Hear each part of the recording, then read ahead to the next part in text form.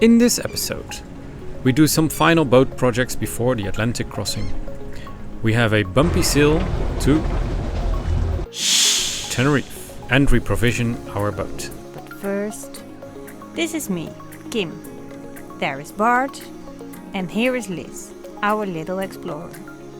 We sold everything to explore these beautiful places with our tiny 33-foot sailboat, Tranquility. Last week, we did a nice hike to the 25 fountains and sailed from Madeira to Gran Canaria. We started fishing and we caught our first tuna. Kim! There's a tuna! In Gran Canaria, we are bringing our boat in top condition for the upcoming Atlantic crossing. No big things, just minor adjustments. When doing bigger boat jobs, work is a lot faster when Liz is playing somewhere else. So they go to the playground. But not before a...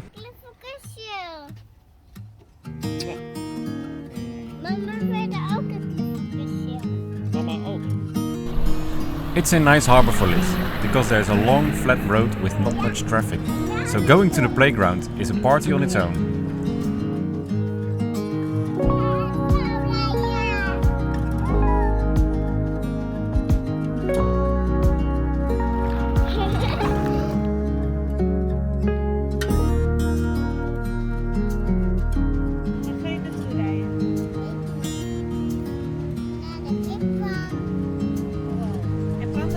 Liz is having fun, so back to the boat jobs. We're gonna fix something at our mast. We have a keel step mast, and it means it's going through the deck down below. And you need to fix it on the deck. We fixed it with some rubber blocks, and it's better if you use wooden blocks for it, because the rubber blocks are very squeaky and they fall out all the time. And from our friends from Sailing Manatee, from Andre, I got these wooden blocks. And I think they're just the right fit, and I'm going to jam them in between the mast and the ring, so the mast won't be able to do this anymore. First, the watertight seal needs to come off.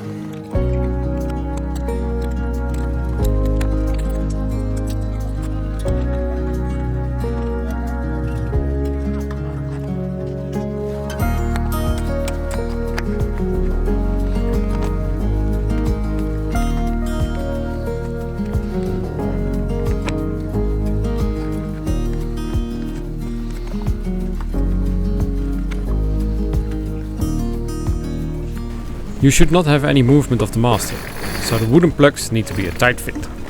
So I use a line to pull the mast to one side and squeeze the wood in. Then the same on the other side, and with some gentle taps the mast is fixed.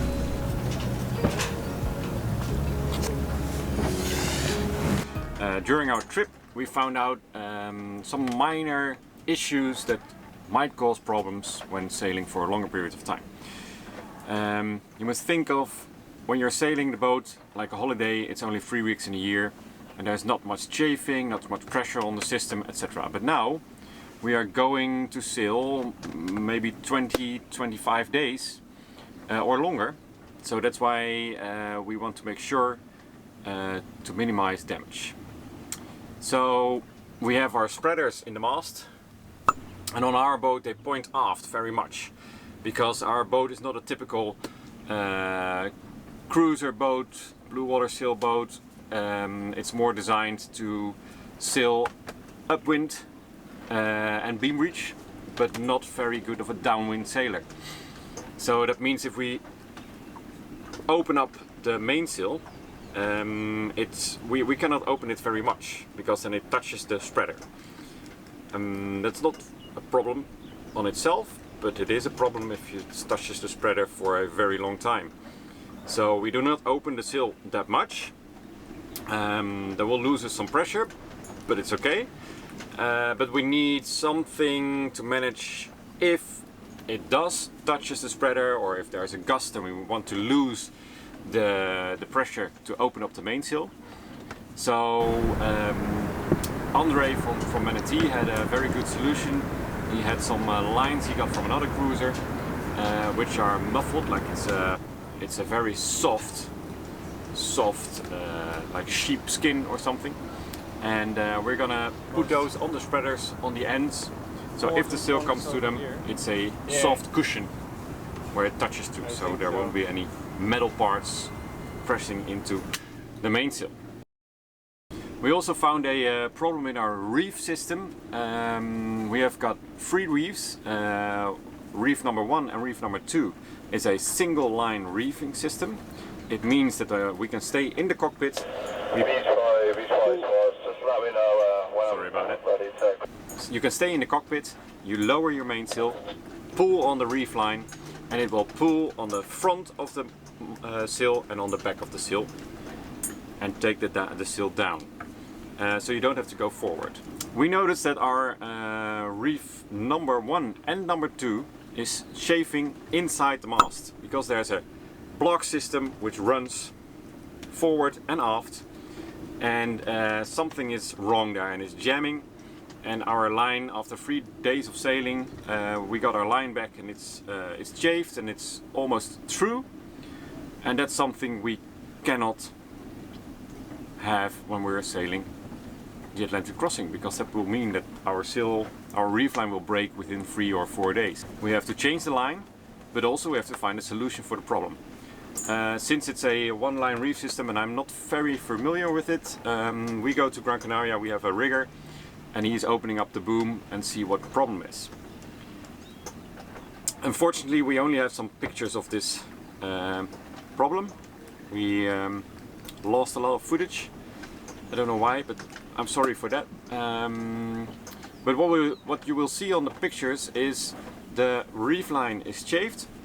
What happened was the cars that were driving into the boom, they went too far to the back and there hit the other block that's in there, and it damaged the block where the line runs through.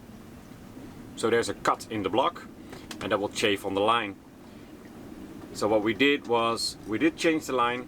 The problem was already solved because we have a new mainsail and the reefs are not that high as they were, so the block never comes to the end anymore. So now we have a completely new reef system, a new outhaul line, and hopefully no more chafing of the line.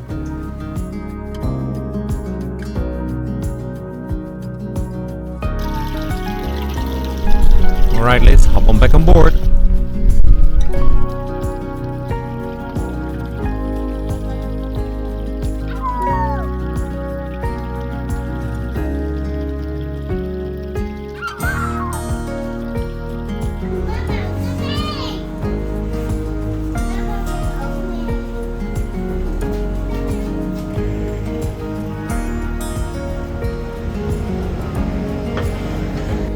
So, here we are, doing the first time the big groceries for our Atlantic crossing. Let's get the supplies. We want to stock up on food for more than a month. It will be a big puzzle to get it all stowed away, so we decided to do the groceries in stages. For now it is mainly long-lasting food. So, we filled 8 boxes with our groceries, and they are being delivered to the boat, so we can walk without the groceries. That's the upside. The only small downside is that they deliver at 5 and 7 this afternoon, so a small challenge with dinner and Liz her bedtime, but we will manage. Almost done, and we're very hungry, so it's time for pancakes.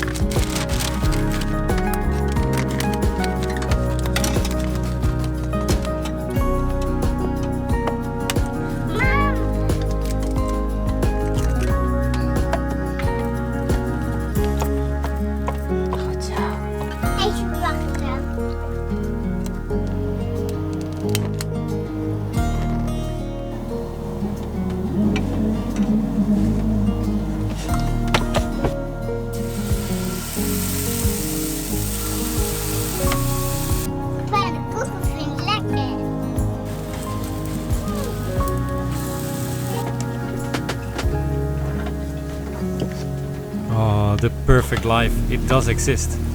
This life is so good, we never ever have problems or arguments. Ik er niet bij. Zullen we de kussens heel even naar achter doen? Dan kan mama erbij. Oeh, weer glas. Ging net goed. Nee, dat ging helemaal niet net goed. Nee, Wat is het? ik zeg het ging niet goed. Ik wil een doekje pakken. Het zit allemaal op en je gooit het allemaal eraf. Ik wil panda. Oh, dit gaat ook niet goed. Ik wil panda. Deze. Het kan allemaal leuk in de... That's some nice footage.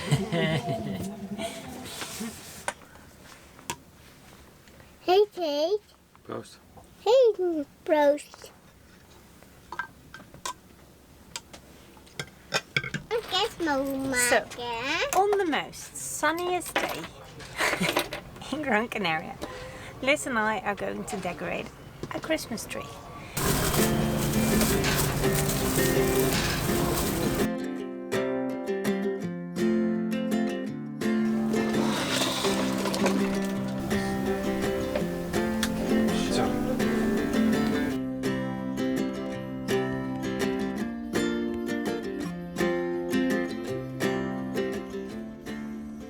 I'm laying in bed because I stretched my muscle in my neck this night somehow, and I really can't move or do anything. So it's really a bummer because we wanted to set sail tomorrow to Tenerife and clean up the dinghy, but I think I did that this morning with the sore in my neck, and I think that was too much. Right, so I'm feeling a little bit better today. Still have a sore neck, and I'm in painkillers. But I think I'm able to do some things today.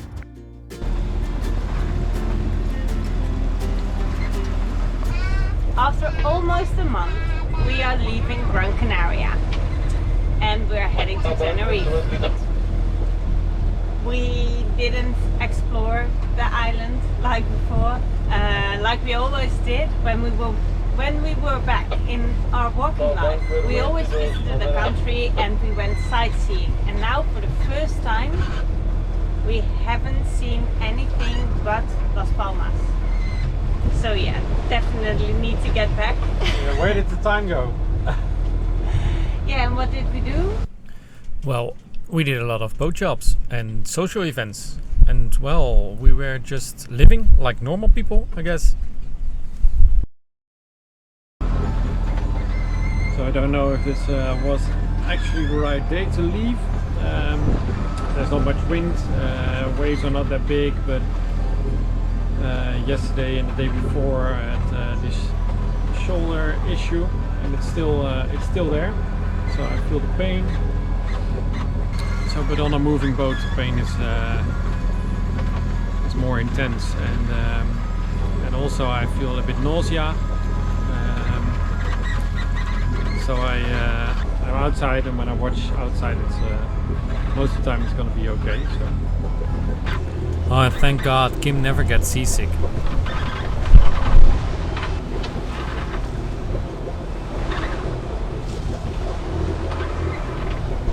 Wait, what?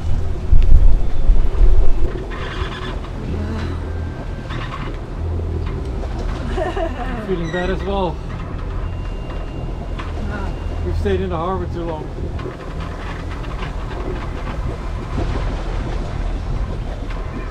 This was really strange, and a first. I guess it has something to do with the waves around here.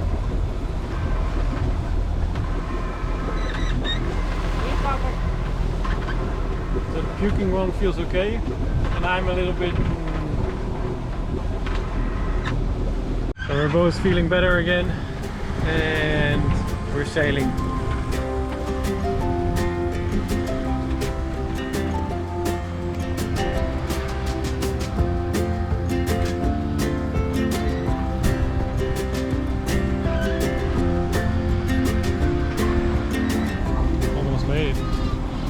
We've been on Tenerife 2 years ago with Liz. She was 1 year old almost, and there's Teide, the biggest mountain of Spain.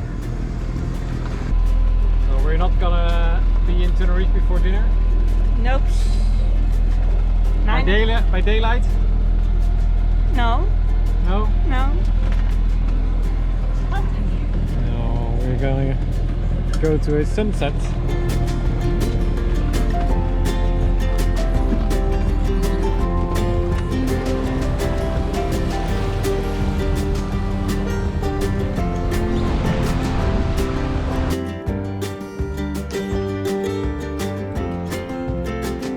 Alright, so new harbour. That means check-in. So we've got our important papers. And we're gonna go to the harbour office and do all the paperwork. We always have to look in the marina if we got there by night.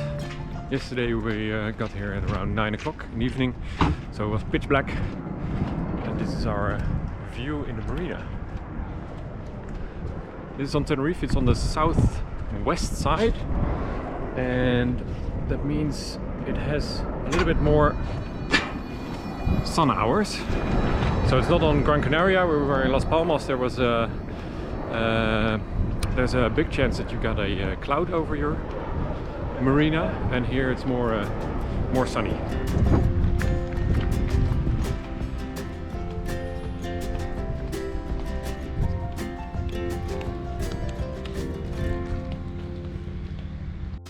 And this time we do explore the island. Ding, ding, ding, ding.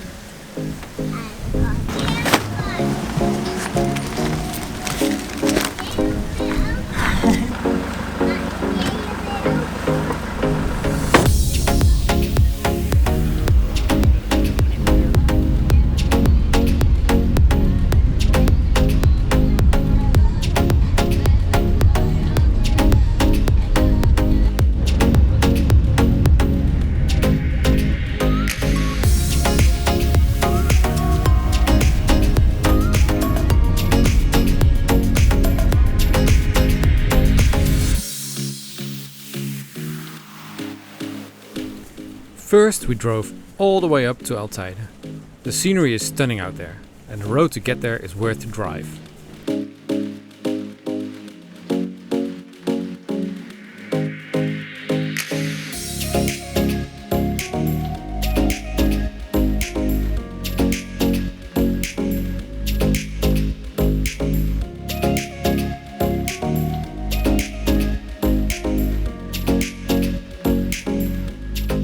Teide is 3,718 meters, or more than 12,000 feet high. The park around it is at 2,000 meters and reachable by car. All around the park are stops where hiking paths start and nice viewing points.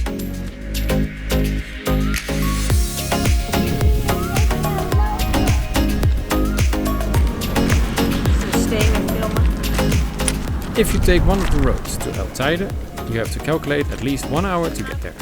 So make it a bit more because you want to stop at several points to enjoy the scenery. This is Teide, and it is the highest mountain in Spain. And you can go up there, and there's a cable car that can bring you towards the top. Unfortunately, Liz is still 2 years old, so we are not allowed to go up. A child needs to be above 3, I think, or 3 years old. So one day we will see the top of the Teide.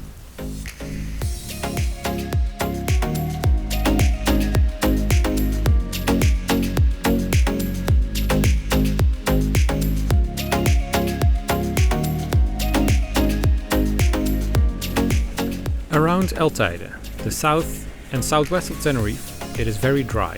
There is not much vegetation. But if you drive to the west, you will see a greener side. And if you go all the way up north, you will see where the rain falls down on Tenerife.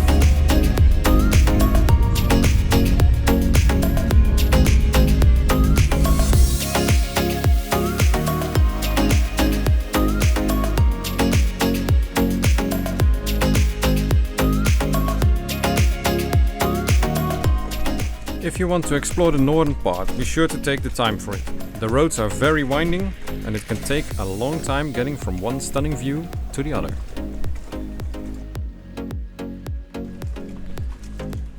If you like to hike, this is also the place to be. Enough walking and driving around. Let's go back to the harbor to make tranquility ready for the Atlantic Ocean crossing. We try to find a good balance between fresh food and canned food. We will eat fresh first and continue with the beans, corn, peas, etc. It's a bit of a mess inside the boat. But we are packing for our crossing. What are you doing in there, Kim? Stowing. I have to make a plan how to fit things that can be stowed in the back. We don't need during the crossing, and things we want to use during the crossing, like the food, needs to be reachable. So like Tetris, it feels like it.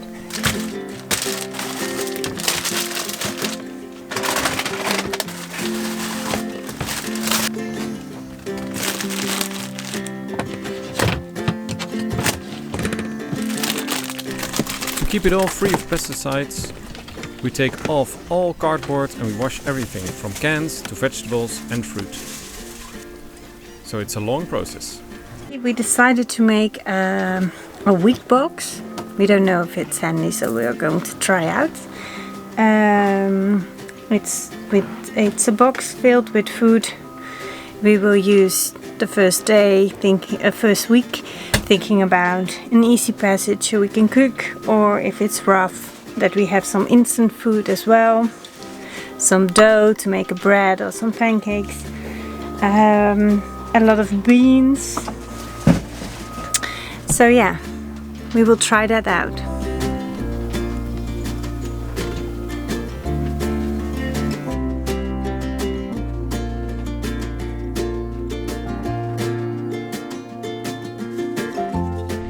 So, final day for departure, and even though you've prepared everything, it's still a busy day, and I think tomorrow will be busy as well, so we'll be prepared. And last things to do, we did the last groceries and are installing it now. Uh-oh, so not ready. And who is that green at? Scraping the hole. Yeah, and I'm gonna show you how the fit slates work. To sail as fast as we can, we scrape the hull so the growth will not slow us down. The green hat is to prevent small creatures getting in my ears during this process. The fin slate has more growth on it than other vessels, but still it is easy to take it off with a scraper. But we still see a lot of small spots where the fin slate is gone. To be continued.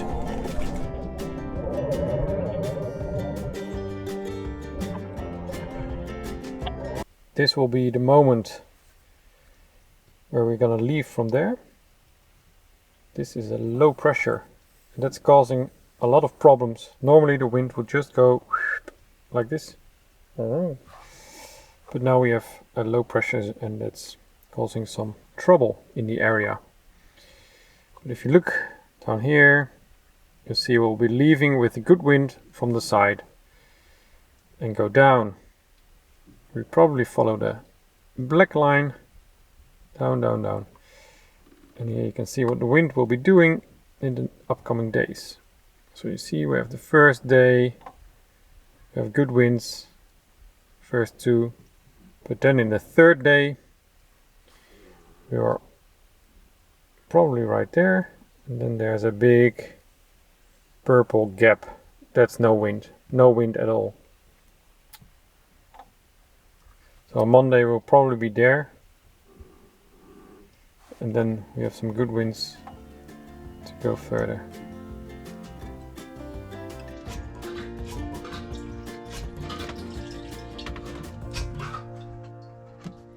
What is the damage? Well, the diesel has a little bit of dirt in it, so I'm gonna clean that out before we leave for a long sail.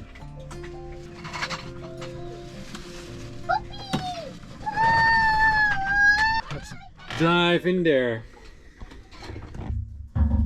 It's not much. This is something that could easily be taken by our filters, so there won't be a problem. But the problem is this will grow over time, so in the future this can become a problem. So now I'm cleaning it out and we have clean diesel again.